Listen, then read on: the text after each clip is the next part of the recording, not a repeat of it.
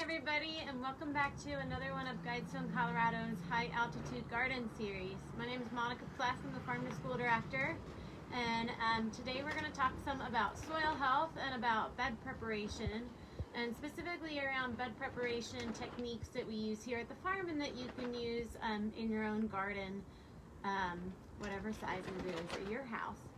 So when we think about soil health, I think it's sort of helpful to think a little bit about like, what is soil anyway? And we'll talk a little bit about it physically and a little bit about it biologically, so that we know what it is that we're trying to care for. So on a physical level, soil is usually thought of as being made up of these three components: sand, silt, and clay.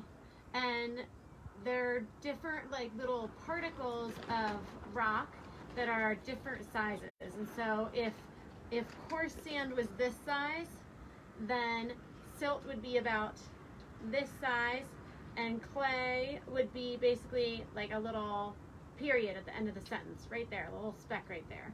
So they have really different sizes, and because of that, they have different physical characteristics. So water will drain through sandy soil much faster, so it might need to be irrigated more, but it also won't get like as sort of wet and puddly if it's in a wet spot. And for clay can be really sticky. If you're feeling soil between your fingers, you can get a sort of a sense of like, if it feels really gritty, it's probably sandy soil. If it feels pretty smooth, it's probably silty soil, which is that in-between size. And if it feels really sticky, it's probably clayey soil. There are benefits and drawbacks to each of them. So like I said, if it's sandy soil, it drains better, but you might also have to irrigate a lot more. If it's really clayey soil, it will hold that moisture a lot better, but it also holds the moisture so well that sometimes it's really hard for the plants to suck the moisture away from the clay particles. But that as like sort of a physical side is one way you can characterize your soil, along with knowing what kind of parent material or rock your soil is coming from. There's a couple ways you can learn more about your basic physical characteristics of your soil, and one of them is to take a soil sample. You can do different kinds of soil samples where you send it away to Colorado State Extension or Midwestern or Western Bioag, and different places have different kinds of soil tests and things that they can test for. And then there's some kinds of soil tests you can get a sense of your soil just on your own. So I did one of those today. If I'm trying to get a sense of my soil, I usually will like decide an area that I'm looking at. So it might be your whole backyard, or it might be if you know you have a really wet spot in your backyard, or a spot where the soil seems really different, like maybe it seems really sandy in a spot. You might just try and look at that place separately. Within whatever area you're looking at, you want to take a little bit of a soil sample from several different spots to sort of try and get an average. So it's not just that you're getting a little soil from one spot. And you want to try and not get the top 2 inches of soil, but sort of get a little bit beneath it so that you can figure out what it is. You can put it in a bucket and mix it up, and then send in about a cup of that for your soil sample. Or you can, for what I'm going to show you today, you can put it into a mason jar. I like using ones that are clear and ideally as straight-sided as possible, although, you know, of course, sometimes it's just, you get whatever mason jar you can find in your house. So we can look at these. I took these soil samples. I put in, you can see sort of a cup to 2 cups, and I covered it with extra water beyond the top of the soil sample. And then I shook it up really well, trying to get all of those soil particles to sort of settle out and get in the water. And then these will become more and more clear, the different layers of soil from like sand, silt to clay, as you let them sit longer. So these have sat for about 2 hours. The sand, which is the biggest particles, settles down to the bottom. And then the silt and then the clay is usually at the top. And you can literally measure out, if this is 10 centimeters, then maybe this sandy part is like 6 centimeters, and this one doesn't look like it has a lot of silt, it has a lot of clay. And then you can go on your soil types, and if you Google soil triangle, you'll get something that looks like this. And what you can do is decide what percent of sand you have. So I was making up that I had 60% sand. I'm gonna say I had maybe 10% silt. So that's along, look at it this differently. This is 10% silt and our 60% sand. And so that would leave 30% clay, which is on this side. So we have a sandy clay loam. So the kind of soil that we have here, we can also look up. And this is something I do if I'm like working with somebody on a new farm. If I'm gonna start like, when I first came to become the farm to school director at Guidestone, I looked up what kind of soil do they have in general, because I wasn't here in Salida to come and take a soil sample. So this works better if you're like going to a new place or just want a general sense of what kind of soil you're working with. You can go to a place called Web Soil Survey. If you Google Web Soil Survey and you put in the address, and you can draw a square or an AOI or area of interest around an area, and then say get soil types, and it'll tell you what type of soil you have. It's not super detailed, so it's not going to tell you one side of your backyard versus the other. It'll tell you what kind of soils are there in the gardens in backyards in Salida versus Poncha versus Buena Vista, or different parts of the country even. It can be really interesting. So we have an Adilis loam here. It's ADILIS.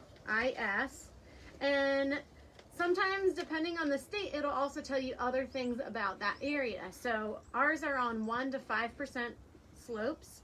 We get 11 to 15% average inches of rain or precipitation per year. And we have 75 to 100 frost-free days. And it'll also tell you a little bit about where that soil comes from. So our soil type is usually found on stream terraces. And when I'm like working in and around our farm, we find a lot of river rock. So it kind of makes sense that it's a stream terrace, that a lot of that river rock has come through here. All of the soil types on Web Soil Survey are listed from 1 through 8 in their suitability for agriculture. And number 1 is like prime farmland, and there's kind of no real limitations on how you could farm it. We're actually on a level 6 soil, which can be challenging, but it's 6S, which means the limitation is S for stony.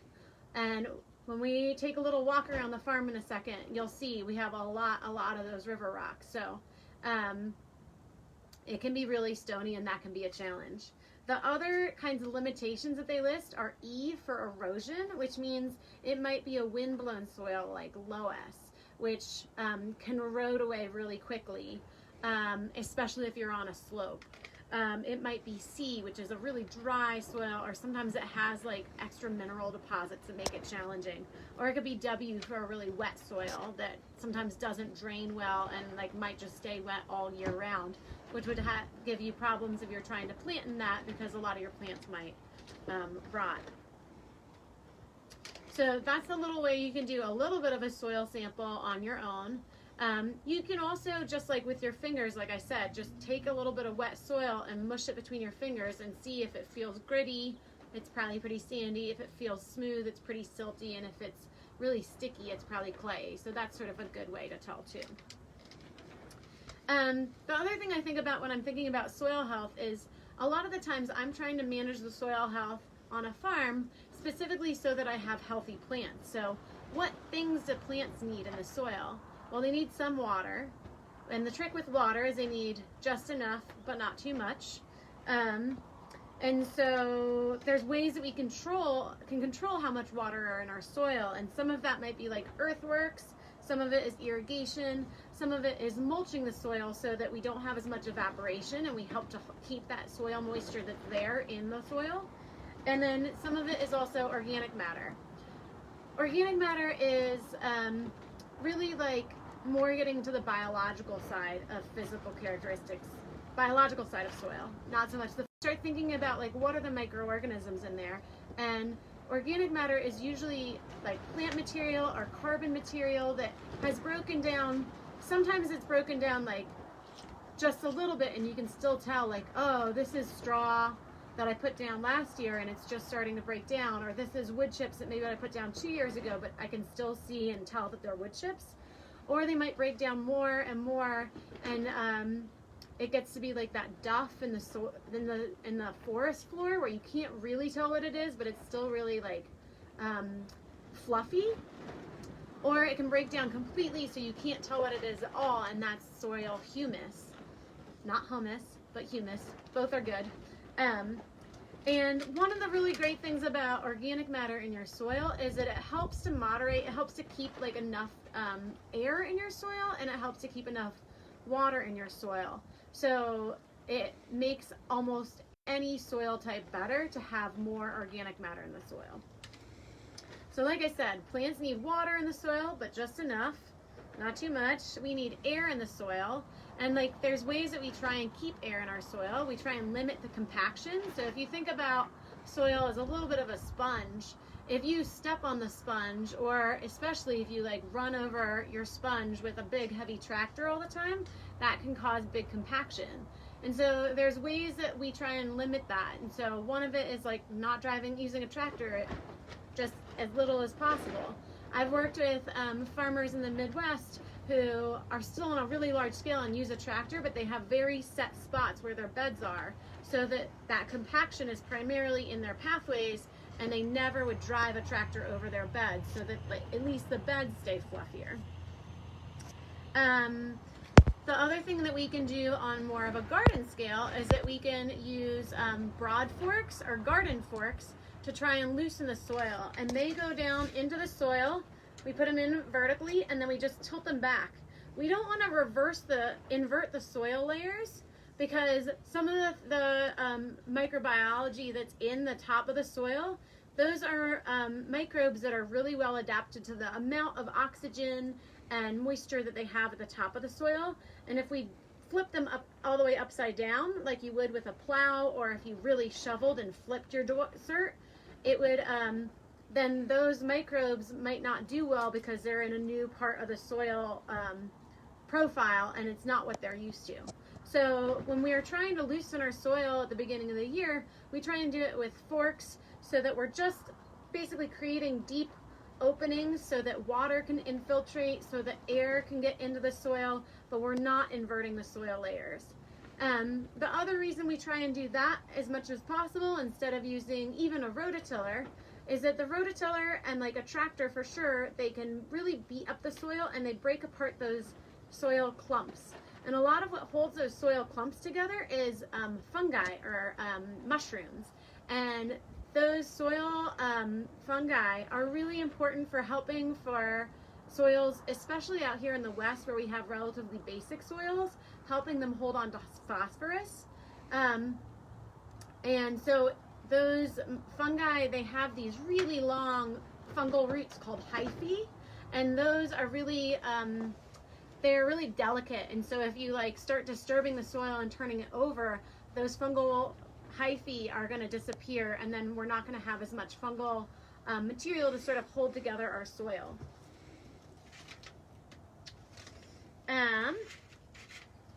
What else do I want to talk about? So we need water, we need air in soil.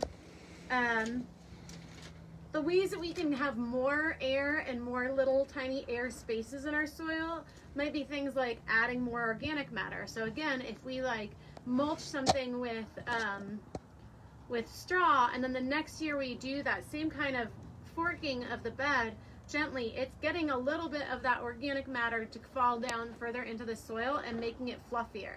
It's one of the reasons that we try and make raised beds here, because it makes it clearer for volunteers or students when we're able to have field trips onto the farm to know where they're supposed to walk, and so that they aren't compacting the beds that we want to try and keep nice and fluffy. Another thing that sometimes kids will ask me when they're looking at soil that we get in like for when we're growing our potted plants, they'll say, what are all the white dots in there? A lot of the times those white dots are vermiculite or perlite, which they're basically like these really light minerals or rocks that have like air spaces already in them. So it helps to make sure that there's like just enough airflow and just enough oxygen in there. for all the soil microbiology to survive. Another thing you can look at on your soil is the soil pH. So most vegetables prefer a pH that's between 6.5 and 7. And pH measures how acidic it is. 7 is totally neutral, so less than 7 is acidic and more than 7 is basic or alkaline. In general, a lot of the East Coast has pretty acidic soils. Out here we have slightly basic soils. When I've done our soil test here at the community and school farm on Holman Avenue, most of our areas are 7.3 to 7.5. That's still fine for a lot of our crops. If you're trying to get, there's some acid-loving crops like blueberries, and if you are trying to grow something like blueberries, you would want to add some sulfur, and you can get that online if you look for horticultural sulfur. In general, my take is I try to grow crops that are going to do pretty well in the soil that I'm given. You know, trying to change soil takes time, and so if I can use whatever my soil is and improve it without trying to really change it to, like, I don't want it, like, this is not going to be a great blueberry farm because blueberry is like a pH of 5, and if we're at 7.5, that's a long way off. So I'm not going to focus on blueberries, but I might grow some in a pot or something like that where I feel like I can control that pH and adjust it a little bit more easily. I've talked a little bit about organic matter. So like I said, a couple good ways to add organic matter is to add mulch. We can also add compost. We'll do a session on composting, sort of home scale composting that we do here in your backyard. And you can also do what's called cover cropping, which means you're growing a plant that you're just using to feed to the soil and you're not using it to feed yourself. So a couple cover crops that we've already sowed this year are a mix of oats, peas, and vetch. With cover crops, we almost always do one kind of grain or grass. So that would be oats or rye. Some people use winter wheat. All those things that are in the grass family, they add a lot of carbon. And we usually like to mix that with something that's in the legume family or the bean family. So we might use, people use soybeans. We use a lot of peas because they like it a little bit cooler. We've already sowed some peas this year. And we also use something called vetch, which makes a little tiny seed pod that looks like a tiny pea, but it's a black pea. And so we like to do a combination of some kind of grass for the carbon and some kind of legume for the nitrogen. Legumes have a relationship with these bacteria called rhizobial bacteria that are able to take the nitrogen that's in the air and make it into a form that's available to plants. So if we do a nice mix like that of cover crop, that carbon material from the oats or the rye or whatever the grain is, that builds up our organic matter in the soil, and the peas or vetch or beans that we put in, they help to fix nitrogen, and so that way we aren't adding a bagged fertilizer. We're really trying to like build the soil up from the ground up instead of just adding the macronutrients. When we talk about macronutrients in soil for plants, it's usually 3 letters, NPK. So N stands for nitrogen, P stands for phosphorus, and K stands for potassium. When there's definitely like times where like it's hard to get that stuff in there really quickly, and that's why a lot of people will use some of those bagged fertilizers. When I think about bagged fertilizers, in some ways, to me, it's just like calories, right? If we think about like, I need to get protein, fats, and carbs, I want some balance, but I'm not getting the nutrients that I need. And so it might be sort of like a fast way to feed myself, but it's not really nourishing me. It's sort of the same way that like sometimes like you don't have anything in your soil and you're trying to get it jump started, but the better way to like get to like more sustainable soil health is to try and feed that soil through putting in more organic matter, trying to reduce the tillage so that you're letting that soil structure maintain itself and develop over time so that you have really healthy soil microbiome. and by doing things like cover cropping that are feeding those microbes in the soil that are then going to find the way to make all of the other micronutrients more available to your plants. There's a lot of micronutrients out there. I don't know that much about all of them. And there's a couple that sometimes I can spot deficiencies in our plants. So for example, boron, if you ever cut open a turnip or a kohlrabi or even a broccoli stem and you see a big hole going through the middle of it, that's called hollow heart, and that's in brassicas because brassicas need more boron. There's different things you can look for deficiencies in copper in your plants or zinc. Some of the micronutrients that are really important are magnesium and calcium because they have to be added in balance. And so if you're trying to add magnesium, you need to add dolomitic lime. If you try to add calcium, just add regular lime. These are all things that if you do a soil test, it'll give you the levels of micronutrients so that you can know what your particular soil needs in particular, so that you add the thing that's appropriate. I think one of the things that's really challenging, especially if you're starting to garden in a new place, is trying to take like what the lessons were. Like I used to farm in Missouri, and before that I farmed in New Hampshire, and they have really different soils. Missouri has really high magnesium, and New Hampshire has really acidic soils. And so if I just took exactly what I added to my soil there and did it here, it would get my soil way out of balance, because really what we're trying to get to is a balance. So you're trying to see, this is what my soil has a lot of, this is what it's lacking. You know, maybe I want to add a little bit of the minerals that I need. My general sense is if you can add organic matter, reduce compaction, keep your soil covered through either mulch or a cover crop. You could even cover crop in your pathways so that then you could mow it down and let it fall into your beds as a mulch. All of that is almost always good. So I'm going to talk briefly a little bit about some other parts of soil microbiology, and then I want to show you guys a few things that we're doing to care for our soil and prepare our beds here on the farm. So a little bit about soil microbiology is thinking about the different kinds of microbes that live in the soil. And really, soil microbiology is amazing because I feel like there's a lot that we've known, and then there's like a lot of stuff that's like new. It feels to me a little bit like this new frontier that a lot of people are doing research on now. A couple big things. There's fungi, right? That's mushrooms. Mushrooms like a more carbon-rich soil.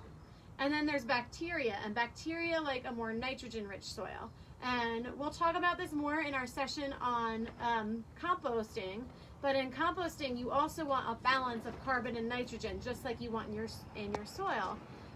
If you've ever smelled a compost that smelled really foul, it probably means that it didn't have enough carbon in it. And so you could go to that and add more carbon in the form of newspaper or straw or wood chips, and that would help to bring what you're smelling is a lot of the bacteria, because they're out of balance. There's not as many carbon to have more fungal.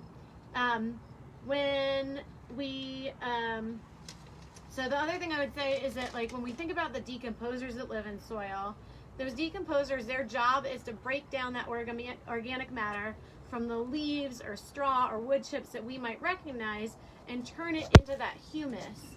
And they will go faster if there's more surface area and if the area is pretty moist.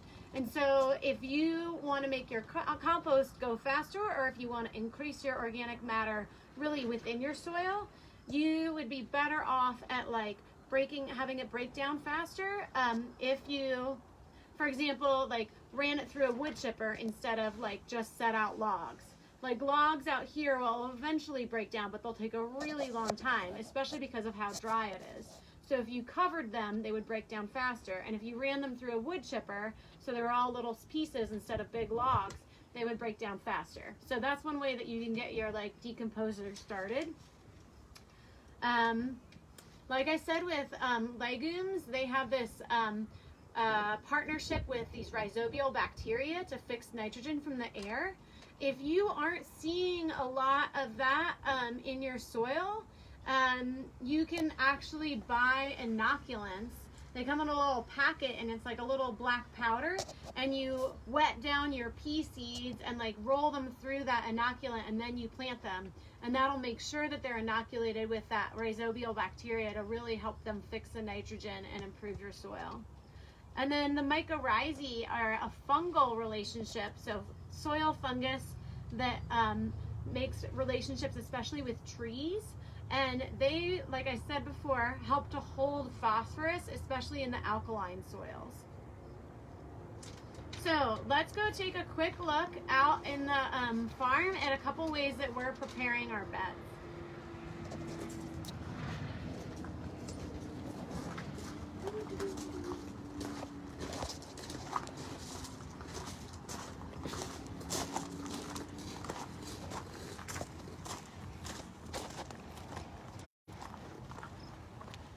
So this is a bed that I worked on this morning with our AmeriCorps members, Elle Boss, who's filming me right now, thanks, and Taryn Hill.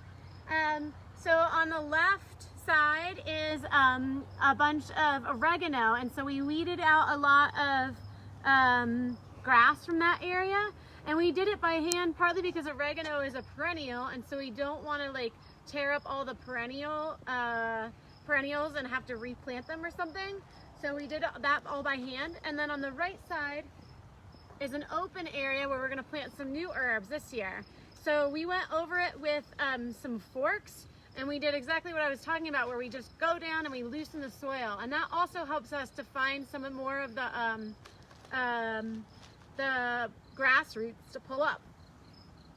Over here by the oregano, one of the things that we're going to do is we're going to mulch this with wood chips, because I want to try and slow down the growth of any weeds between the oregano, but also because that'll help all of the moisture that we do there with the irrigation not evaporate as fast, and it'll help to keep the soil temperature cooler, which is really good for a lot of plants. Oregano is pretty tolerant of some like fairly thin and hot soil, but for a lot of our plants, like the chives that are growing down the middle, they like it a little bit cooler. And then we'll do the same thing once we transplant out some other herbs on the other side. You can see over here we have a big pile of old cardboard. So the cardboard is another way that I really like preparing beds if I have the time. You could put down some mulch, you can put down some compost, you can put down the cardboard, you can weight it down with rocks, and then put some more compost on top. And if it stays wet, it'll eventually break down, and while you're waiting for it to break down, you can literally cut holes in it and plant directly through it, and it serves some of the same purposes as that mulch does. It helps to keep down the weeds from coming through it, and it helps to like keep that moisture in the soil, and it helps to keep that soil cooler so that some of your crops won't bolt as fast, and they'll be like healthier crops. Back in the distance, you can see some straw bales around our compost. One of the things we really do when we're thinking about compost is also try and keep it cool. So we put burlap sacks on top of our compost piles and run irrigation over it. But we also surround them with those straw bales as like a big insulation to try and keep them warm in the winter and cool in the summer. So we're trying to keep it at a more moderate temperature that the microbes really like and are more efficient at breaking things down at. You can also use straw as a good mulch. So that's another thing that we might use some of our older straw bales. As they start to like fall apart and decompose, we'll use them for straw. And you can see that 2 beds over. So here in our flower bed from last year, we were using some of these burlap sacks in the same way, just to try and like either as a mulch to try and keep the grass from growing up through it a little bit, and to help keep that soil cooler. Actually, in this bed we were using it as a pathway, but you could put it over as a mulch also, especially in the winter. And then here in the salve bed, we've been using the straw mulch to help keep our lavender alive over the winter. So that helps to like moderate the temperature so it doesn't thaw as many times and it doesn't freeze as many times, and it keeps that lavender just warm enough that it's going to come back even after a winter. Straw is really good too. When you're using that to mulch a bed, you really want to try and make sure that you can't see the ground, so that the ground isn't getting any sunshine, and that's how you know that like weeds won't be able to grow there. Behind it, you can see us using a bunch of tarps. The tarps are for something called occultation, which means it's keeping the light out from the soil, and that's one way that we can try and kill off some of the weeds without tilling the soil and destroying that soil structure. So we're not disrupting the soil, we're just letting any weeds germinate underneath those nice, warm, moist conditions under the tarps, but then they get up and then there's no light there, and so they're much easier. Usually they'll die, but grasses won't quite die because their growth point is under the ground, but they're much easier to pull out than if you did it without the tarping. I generally try to make sure I'm adding to my soil. If you think about all of the nutrients and all of the goodness that we're getting out when we harvest vegetables from our soil, like we're taking that out of the soil. So we want to make sure we're giving it back. And so that might mean like applying like some kind of animal manure. When you're applying an animal manure, you want to make sure you do it at least 120 days before you're harvesting out of that. So in my mind, the easiest way for me to remember that is if I'm going to do that, I would only do it in the fall before the winter, so that I know I have really a lot of time. You can also buy like finished compost, and that way you know that you can ask them for like the tests and make sure that it's already clean. So we get compost here from Elements Mountain Compost, Julie Mock, and we'll add some of that on top of our beds to help make sure that all the plants have all the nutrients and all the things they need to have to make really good crops. I don't know if there are any questions out there, but I will also try and check the comments. If you guys have questions, you can leave comments here on the Facebook thing. If you find these classes really beneficial and are able, you're welcome to donate to Guidestone Colorado on our webpage, guidestonecolorado.org. And we'll keep doing these high altitude garden series classes every Monday at 4:30. And we'll also be uploading them eventually to a YouTube channel, so you can watch for them there as well. Thanks so much for watching, and happy gardening.